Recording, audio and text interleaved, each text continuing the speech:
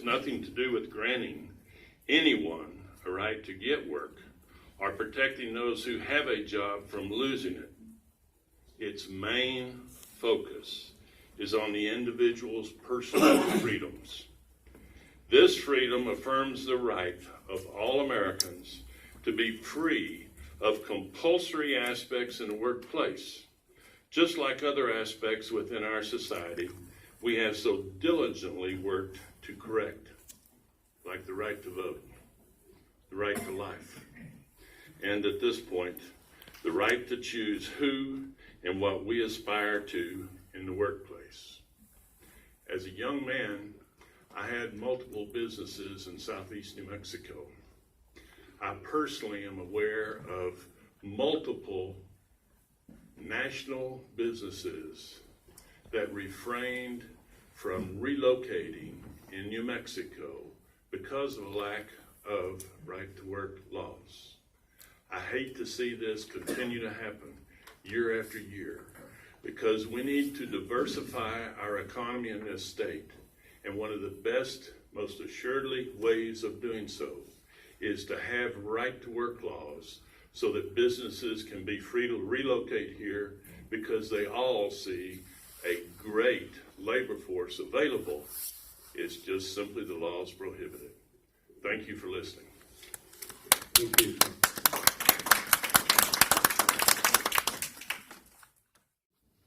I have some flyers I'll pass out to you guys. My name is Burley Kane. I'm the State Director for Americans for Prosperity. We're a nonprofit statewide organization working toward economic prosperity, among other things.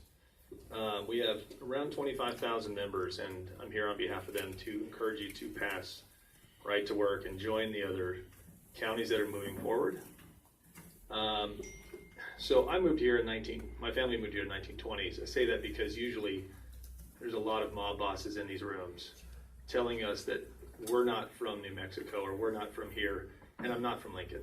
So my apologies for being here in your county, but I think it's an important message from around the state that we can stand together on. And we've been looking for a long time to help New Mexico succeed. All of us have. So this is a way we can do it. And a couple points I'll point out for you guys to consider. As mentioned by Mr. Billingsley, this is about protecting Americans' rights. There's no doubt about it. The core of this is that Americans are forced to pay money to private organizations by the government. Under FDR it began, and it hasn't stopped, it's gotten worse. The Supreme Court today is looking at this from the public side. In June or August, they're going to decide in Janus versus AFSCME whether or not public sector workers can be forced to pay money as a condition of employment. On average, it's 3% of your paycheck, and $50 or more per paycheck stacks up over 30 years. That's a lot of money if you amortize it over 30 in your retirement or your 529 for your kids. It's a lot of money, and it's your money. The government is saying this private organization, no different than Elks Club, that says they're good at negotiating contracts and they do all these things for people. That's great. Private organizations are great, and they can still be a part of a private organization should you pass this. They just can't be forced by government to join that organization or to pay that organization in order to have the job. So passage of this in Kentucky happened statewide, and it started with counties like you passing it and having the courage to do it. Today, the Sixth Circuit has upheld the decision that the county has the authority vested by the state. The state creates the county has the authority of the state unless it's preempted by law. If you guys don't get this through, and you get a governor who's adverse to it, you won't get it through for a long time. And I hope we do get a governor who's as courageous as you guys might be, but we don't know that, and we're working hard to make sure that you guys have the opportunity to do this now and protect yourselves. The Sixth Circuit upheld unanimously the decision that Kentucky counties took and said you do have the right. The unions went to the Supreme Court and said that's not right. Supreme Court said we're not going to take the case. There's nothing we have in disagreement right now with what the Sixth Circuit ruled. So the standing is in federal law that you have the right to do this. The Supreme Court, as I mentioned, is hearing Janus versus AFSCME. That case is going to probably be in June or August, and it's very likely that you're going to see a case in favor of Janice, the worker in Illinois, who's being forced to do this. This is a partisan issue, make no bones about it. The public document you can get will show you 94% of the money they raise goes to progressives and Democrats. That is what it is, it's partisan. That's around $1.5 billion. You can see the effect of this in Roswell. Progressives just took 3 city council seats using union money. That's what it looks like. That's the effect of the government forcing a worker to pay these guys to take over positions of power. It has an effect. Kentucky's corporate investment, on a good note for you guys, and this is no silver bullet, this isn't a guarantee of success, but it is a good step. Kentucky, their corporate investment hit a record $9.2 billion in 2017. They cite 3 things, and the number one thing was the right to work passage. They hadn't had right to work, one county passed it, Warren County, and 13 counties later, 1 year later, the state went right to work. And I think you guys can lead that charge. I think that's what you can see happen here, and it doesn't stop the unions from being involved. In right to work states, that's where unions are growing. In non-right to work states, they're declining in membership. They become value driven, just like any business does. They don't have the government forcing employees to walk or customers to walk in the door. They have to present the value of the organization to the workers. And if they're good, they're good. If they're not, they don't have membership. What this does is it provides, it exempts all existing law or existing contracts. So the unions have no standing on a contract in existence today. If a union has a contract, it is allowed to stand. If we didn't do that, you would find they have standing in suit. So we exempt that. And those contracts usually run 4 to 5 years. Any new contract negotiated will be right to work. And that is a powerful thing for you guys. Imagine a company, if they have 500 good workers and they want to move to your county and they want to incorporate here, do those workers who have a good relationship want to be forced into unionization? They don't. They work in a good system. They works well for them. If they want to join a union, they can under right to work law. There's a reason Michigan has passed right to work. It is a heavily unionized state, and they know it's successful. And it's why you've seen 6 states in the last 6 years move forward with it. There's plenty of good data. I'm sure Paul will share with some of you some of that data with you. So the nationwide polling consistently shows 75% support. In New Mexico, you're looking at 65% support or higher.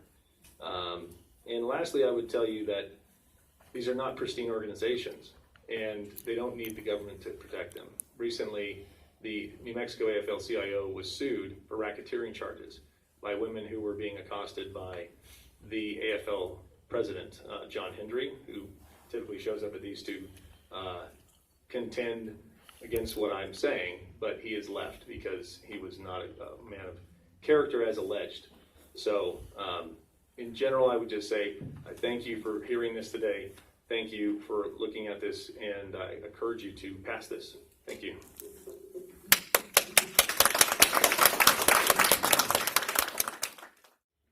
I'm a little bit short. Good morning. I'm Christina Arnold, 1345 High Mesa, Alto, New Mexico. First off, I want to thank the board for your service and an opportunity to speak today. Commissioner Allen, I extend especially to you that thank you. I have read the Hardin County versus UAW case in its entirety. I understand that we are not a state that operates under preemption and can see how New Mexico counties could legally manage to pass a right to work ordinance, considering the precedent that was set in the above noted case. I have also researched the benefits experienced by the other counties across the nation who have successfully passed similar ordinances. I can't breathe, so my allergies are kicking me, sorry. So as a Lincoln County taxpayer, I would like to ask the Commission to consider the following 3 points while making their decision. Number 1, I personally believe that right to work should be considered by this Commission as well as all New Mexican counties, because obviously what New Mexico is doing right now isn't producing results. how do we know right to work won't benefit New Mexico? We have never tried it. We need to do something, and it seems to be working pretty well for Texas, Arizona, and Utah. Number 2, many of us are aware that the Lincoln County economy is mainly driven by tourism, which leaves some thinking that right to work is irrelevant in this county. Although we may not be affected by it directly, supporting other counties by standing in solidarity of right to work will benefit us indirectly. As other counties pass right to work, the benefits of supporting those counties will have an indirect and positive effect on this county. Because when their economies do well, our economy does well. Number 3, lastly, as been pointed out, that Lincoln County does not have the employee base to sustain or attract companies to our area. However, I believe that growth is a mindset. And if our leaders begin to adopt plans for creating a business-friendly environment, as well as building our infrastructure in Carrizozo and Capitan, as well as Ruidoso, to prepare for growth, there is no telling what our beautiful county could become in the next decade. I've also been asked by New Mexico Business Coalition, Carla Sontag, to let you know that you have her support as you consider this and move forward. She's out of Albuquerque, but did ask me to relay that to you. I again want to thank you for the opportunity to share my thoughts, and I'm asking you to vote to move right to work forward.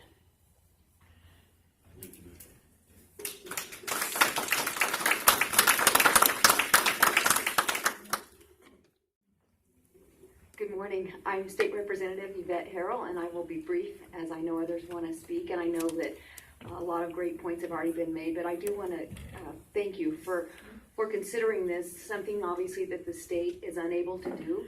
We tried to pass a right to work bill, and I support right to work, but when the minimum wage was attached to it, that compromised the bill. It did get to the House, but went nowhere in the Senate. So I appreciate what you're doing to take on something that the state is unable to do right now. And everybody is right. The makeup of the House and the Senate right now, because of the way the majority sits, we are at a disadvantage in getting something like this done. I applaud the counties that have passed it, and we can point to Kentucky and other states. And I hope that New Mexico would even go a step further and look at what Nebraska is doing in the re-employment opportunities instead of unemployment opportunities. Again, I think with this passage, and like Christina just said, we don't know if this will work or not, but we know it's not going to hurt anything. And we can open up the economy here and create a job opportunity for kids that are coming out of high school and other opportunities in different industries in the state. I think that we are looking at the right way of moving New Mexico forward. We are not competitive with our neighboring states right now. We are at the bottom of every list, and we have an opportunity on the state level, on the county levels to change that. So I just really appreciate you letting us speak today and your consideration for this right to work ordinance.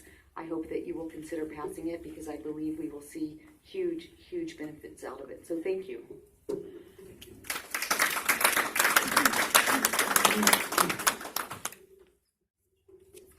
Good morning. I'm Dr. Gavin Clarkson. I'm a professor at New Mexico State University. I'm also a congressional candidate for New Mexico's 2nd Congressional District. I drove up here from Las Cruces this morning on my own nickel. Nobody's paying me to be here. I'm just here because this is really important. I'm a business professor. I teach finance. I have an economics background, and this is something that is huge for New Mexico. We are the only state in all the surrounding states that is not right to work. And what that means is when companies want to relocate out of high tax districts like California, they will start looking around. They go through what's called the site selection process. And New Mexico won't even make the list. No community, other than perhaps Otero County. Congratulations to the folks in Otero County for passing right to work. Otero County now can make the list. And Sandoval County can make the list for possible relocation here. And the reason I'm running for Congress, the reason I'm standing here before you, running for, trying to be strong on right to work, is because my students can't get jobs. I've had numerous business students from Lincoln County, and almost all of them, if they want to work in a business field, they all leave the state. They don't come back home. And it's the same thing. The other thing that we haven't heard of this morning is all the returning veterans. My father was a 26-year Navy veteran. I'm a 2.5-year Navy veteran. My father was the first American Indian to fly a jet. All of our returning veterans come back to New Mexico, and there are no private sector jobs. And the lack of right to work is a big deal beside that. We need to have not only site selection opportunities for companies that want to relocate here, we need to be able to have job creation opportunities. Please don't hold this against me, but I do actually have a law degree from the Harvard Law School. But I'm not your attorney. I'm sure you have attorneys, but having read through the ordinance, very well-crafted ordinance, very narrowly targeted, very specifically targeted at public sector in unincorporated areas. So they're trying to insulate the county as much as possible from any sort of slipshod or litigation merely trying to intimidate you. So I wouldn't worry about that. But again, it is absolutely correct constitutionally. You have the right to do this under the New Mexico Constitution. And where the legislature has failed, you have the opportunities to succeed. Not only on behalf of residents of Lincoln County, but of all the communities that would benefit from businesses relocating here and businesses starting here. And it's critically important. This is not an anti-union ordinance. Unions just will have to do a better job in the marketplace for labor. And one of the things that you'll always hear from the unions is, oh, this is all going to lead to freeloading. And unfortunately, that's just legally wrong. Unions under existing law today have the right to bargain on behalf of union members only. The fact that they choose not to do that is because they have the luxury of existing in places that are not right to work. But they will always have the ability to negotiate only on behalf of union members. This is constitutionally not eliminating anybody's right to free association. As Mr. Billingsley very eloquently put, this is about personal freedom, personal right to associate, and not being ever forced to associate with anybody. This is a $1 billion opportunity for New Mexico, and Lincoln County can lead the charge. So I would encourage you to do as much as you can to put right to work before you, to vote on it, to pass it, and just make Lincoln County a business-friendly county, and that will be good for Lincoln County residents and all the surrounding counties and all of southern New Mexico. Again, my name is Dr. Gavin Clarkson. These comments are my own and do not reflect the opinions of the Regents of New Mexico State University. Thank you very much.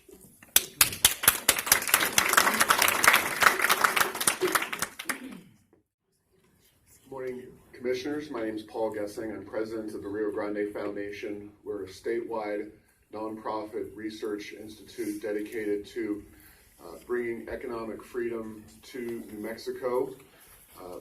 Rio Grande Foundation has been a leader on the issue of right to work for many, many years. In 2015, I testified as an expert witness on the legislation that ultimately did pass the New Mexico House of Representatives, although unfortunately it did not make its way through the Senate, and therefore we're still not a right to work state in New Mexico. And I would just echo many of the remarks that have been made already. Won't take too much of your time. You can look at El Paso versus Las Cruces as one example of similar communities in many ways, where El Paso in right to work Texas has an unemployment rate at 4.1%, which is 50% lower than Las Cruces' unemployment rate in non-right to work New Mexico. Jobs, people, everything is flowing towards right to work, and it sounds like you have a constituency and people here that are pushing you towards right to work, and your own inclination is in that direction. But I stand willing and able to help provide any data or information that you could ever use in discussing this particular issue. There are complexities and issues that will need to be answered, and I'm sure that at some point someone will wave the flag and say that they oppose it. But the Rio Grande Foundation has been working on this for a very long time, and I'd be happy to help you in your efforts in finding out more information about the issue. So thank you very much for your time.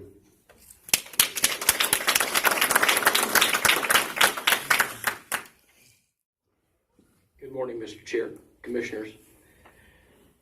My name is Bill Burt. I am State Senator, District 33, live in Alamogordo, and a tax-paying citizen of the state of New Mexico. I also am a business owner and understand what it means to make a payroll. I have been involved in several discussions, meetings, debates, yet even arguments at times in Santa Fe concerning right to work. We get involved in discussions about the politics of what people think right to work is. Right to work is simply a choice. Nothing more, nothing less. It is the right of a citizen to choose whether or not they want to join the union or not join the union, to be part of an organization that provides several functions and positive things for folks who work in an environment. Or you can choose to chart your own course and be your own person and see how far you can carry yourself within the rights of any business that we have in the state of New Mexico. America is based on choice. It is based on freedoms of choice. We choose who we want to live our lives with. We choose where we're going to eat tonight. We choose what kind of car we want to drive. We choose where we want to live. This is nothing more than a choice. Right to work is a choice that will have a dramatic impact on the economy of New Mexico, I believe. It will have a dramatic impact on all of us within the state. And I believe it will help move this state forward. Again, I will emphasize, right to work is simply a choice. And I'm asking you to make the right choice and vote for right to work here in Lincoln County. Thank you.